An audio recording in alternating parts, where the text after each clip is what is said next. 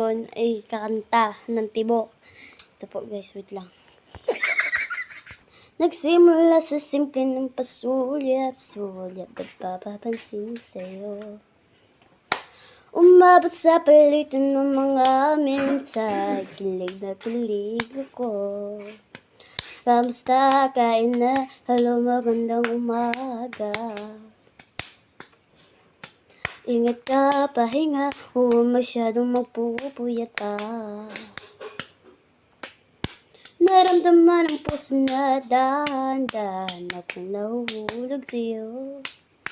Sa kada araw natin na pag-uusap, meron na namumuo.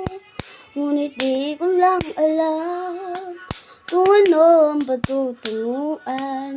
Hindi ko lang alam na itong naramdaman.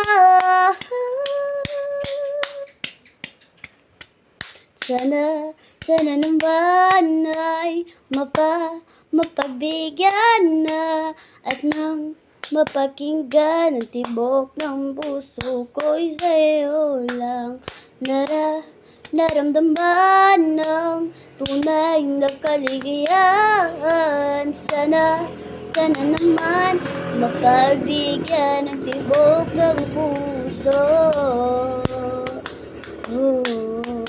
Hanggang ngayon lang yun guys, kasi di ko na alam yung iba eh.